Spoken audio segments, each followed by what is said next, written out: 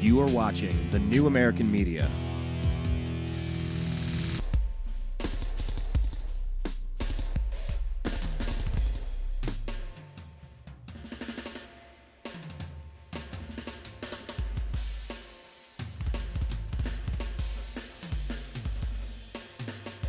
Live from the Milky Way galaxy, the solar system, planet Earth, North America, the United States of America, California, Los Angeles to be specific. Hello, everybody. Welcome to the Unhappy Hour here on thenewamericanmedia.com. I am your host, as usual, Brian Engelman. Thank you very much for joining us. Please do us a favor. Follow us on Twitter at American_media_ if you're not currently doing that. Also, please make sure that you search The New American Media on Facebook and like our page. Check out our homepage, thenewamericanmedia.com, and subscribe to all of our archive of coming up on almost our 2-year anniversary. Woohoo! Where's the birthday cake for that? YouTube.com/The New American Media.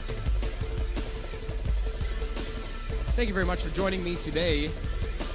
We're going to be talking some basketball with one of our regular favorites, Zak Baris. He's going to join us in just a second here. I think we only have him for just a couple of minutes. We're catching him. He's all over the place. He's an NBA scout. He's a lifelong Cleveland sports fan. So I think he's in Atlanta right now.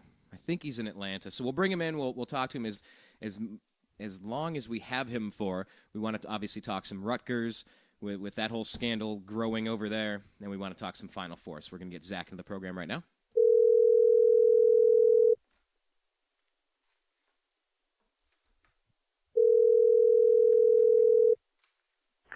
Hello? Zak Baris, you're live on the air. How's it going, sir? I'm good. How about yourself? You know, I'm living the dream. Can't complain too much, and if I did, nobody would care anyway, so doing all right. I'm doing better than the Rutgers basketball program. I just want to fully introduce you to our listeners. I did say you're a lifelong Cleveland sports fan. You are an NBA scout, and you can be found on Twitter at ZBaris. That's ZBARIS. So, you know, basketball, college, and pros, it's something that you follow for a living. It's something that you spend a lot of time on. What are your thoughts on the whole Rutgers situation? Because that is just really, it's taken on a life of its own. It's a situation of its own. It reminds me of the Bob Knight saga a few years ago. You know, when, very good. Actually, it's like got to be like 12, 15 years ago now. That's a long time ago. And when he was throwing sure he's constantly doing the same thing. Bob Knight lost his job because of it, and he coached again because he had a great reputation coaching-wise. This coach over at Rutgers will probably never coach again as a head coach at the D1 level. It's safe to say that it'll never happen. It's not like Rutgers has been known for their basketball program over the years anyway. Yeah, is this the most coverage Rutgers basketball has ever had? Yeah, I can't tell you one single NBA player that's come out of Rutgers. I mean, that's just me, But I think that they handled it wrong is when they saw that, when the athletic director basically saw that he had, that the coach had been throwing, basketballs at the players and screaming at them and, hitting them. You can't do that. Rather than a 3-game suspension, he should have just been fired. And I think that's how it was mishandled. But the athletic director, from everything I'm hearing, you have a bunch of former athletes sticking up for him, like Ray Rice, Eric LeGrand. You have all these, former prominent athletes and people that are well-known sticking up for him. He's obviously, the athletic director sounds like a decent guy. I think he just made a mistake by not firing the coach when he should have. And I think that's a big mistake. And I think that's why he lost his job. Well, I mean, it's almost taken on the level of, just at least in the past couple of days, it's kind of like it's like a Jerry Sandusky Penn State thing. I mean, it's just getting crazy. It's getting out of hand, and it's obviously not that bad. The Sandusky thing at Penn State was just disgusting. But you talk about Bobby Knight, and he's doing a commercial for Chili's or for TGI Fridays or something. Yeah, exactly. Bobby Knight's still getting endorsements. Everybody forgets about the Bobby Knight thing because he was a winner. And he says in the commercial, like, that's how you throw a chair or something like that. So, I mean, he's actually even making money off of his bad deeds from before. He obviously wasn't molesting children or anything, but yeah, exactly. And he threw a chair. Yeah, and that's what the situation needs to come down to right now is people cannot compare this to Penn State. Penn State, you had a former coach molesting children. This guy was throwing basketballs at college-age kids, which is completely wrong. But he was not molesting children. Let's be clear to the point with that. As I've already seen some people on Twitter trying to go, oh, this is, a whole Penn State scandal. This is nothing near the Penn State scandal. This has absolutely nothing to do with that. Yeah, it doesn't even get close. And when I watch the video, but I will say this, because I've watched the videos, and when I first watched them, I said, what's the big deal? I couldn't hear what he was saying. I don't know what he was barking out there, if he was cussing or whatever slurs he was using. But, I mean, if this is the first sporting event, sports practice where you're hearing foul language and Coaches, I can tell you right now, come on. From working in a college athletics department and being around it, for being around this stuff basically, for the past 7-8 years, that happens every day where coaches are screaming at players, constantly swearing at them. Sometimes they berate them. It happens. It happens. Coaches lose their cool. More football than basketball, but it does happen. Well, part of it is losing their cool. But I was just watching this. I don't know if it was a 30 for 30 on ESPN or what it was, but it was Jalen Rose talking about how he would trash talk. We're 20 years from the last time Michigan has made it to the Final Four, and we'll get to Trey Burke, we'll get to Michigan in the Final Four in just a second, Zach. But he was saying he'd study his opponents so that he could say something about their family, say something to get inside their head, something that their girlfriend did. Like, he would study up on them so that he could get them off their game. Part of why coaches do that and yell at you and scream at you and swear at you, oh, it's abuse. No, part of it is to get ready for the battle on the field or on the court. You're going to have other guys swearing at you. You're going to have other guys slamming into you. Exactly. Take your mind off of it. You got to kind of prep for that a little bit. It's kind of like the water boy. Use it as fuel. When Henry Winkler does it to Adam Sandler. He uses it as Techland fuel. And that's what it comes down to. Coaches do yell at players, but a lot of the time it's for motivation. It's not in a negative perspective like it's being portrayed here. Here, like I said, the coach is completely in the wrong here. I'm not standing up for the coach one single bit, and I want that to be known. What he did was completely inappropriate, and his actions, he should have been fired way earlier. Well, and Zach, and that's what I'm saying though, is that I have still yet to hear everything he's been screaming. There's a way to be intense. It doesn't even matter. Throwing basketballs at players. Well, let me get to the throwing basketballs for a second, because when I saw that coach, they do the highlight thing and then they show him and he goes over and grabs players and he shakes them or he pushes them. I have zero problem with him grabbing players and pushing them or shaking them or pushing it. I have zero problem with that. No, you don't do that either. And that's another thing. I'm surprised one of these players, not even going to say it, but I'm surprised one of these players didn't kick the crap out of him one time.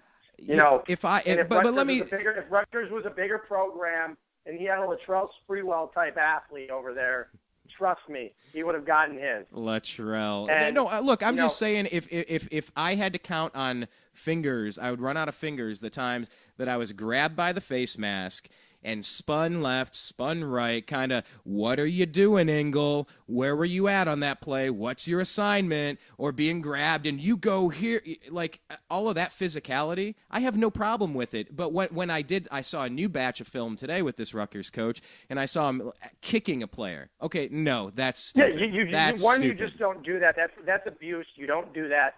Kicking is stupid. PJ Carlissimo, who was choked by Latrell Sprewell years ago.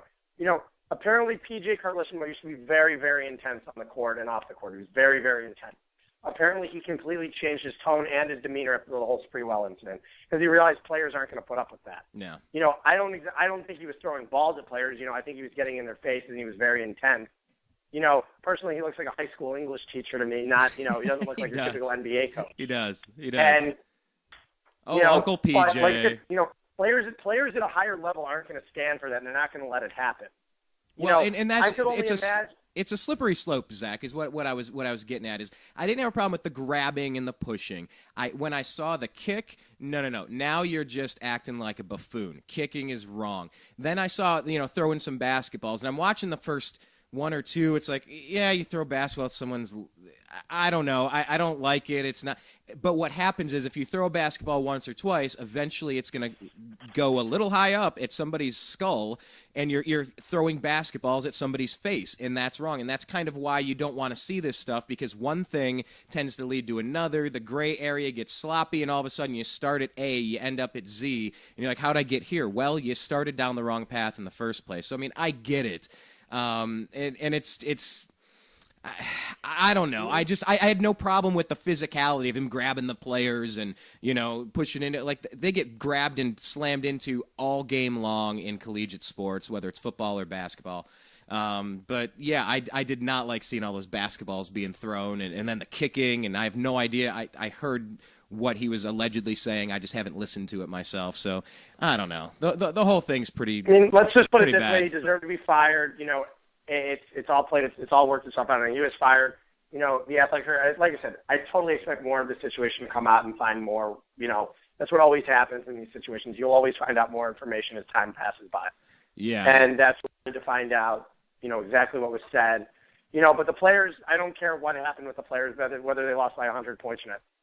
Kids don't deserve to be treated like that. It's plain and simple. Yeah. It's a slippery slope when you start down that. These are 18 and 19 and 20-year-old kids. You cannot go and throw basketballs. They're still kids. You know, whether you like it or not. It's, you know, they might be 6'10", but, you know, it's still the point where they're kids. You know, they still have the mindset of a young, you know, basically a high school senior, college freshman. You know, they don't deserve to be treated like it's abuse. It's mental abuse. It's physical abuse. Well, and you think about it, if you just throw a basketball at someone, I mean, you could throw 100 basketballs at me as long as you don't hit me in the crotch or the face. Whatever, it's a basketball. Getting hit with a basketball hurts. I know. I'm not saying it hasn't hurt, but what I'm saying is if you hit me with it anywhere other than the groin or the face, whatever, it's a basketball. It's happened to me hundreds of times playing in high school and college and beyond. But the problem is, especially after you see this Louisville fracture of the leg and the bone pops out and everyone freaks out, it's like you start throwing basketballs. Okay, I can't talk about the Kevin Ware injury. I can't. Well, I was saying if he's throwing basketballs, somebody could land on a basketball and hurt themselves, which is why you don't do that. So I mean, I totally get it. We don't have to talk about that gruesome injury. I blew out my ACL playing basketball, actually, as it were, on a fast break. It was the game-winning point. Anyway, I won't bore you with the details, but yeah, I blew out my ACL playing basketball, and it was horrible. So I still have yet to see. I've only accidentally seen tiny little parts of this.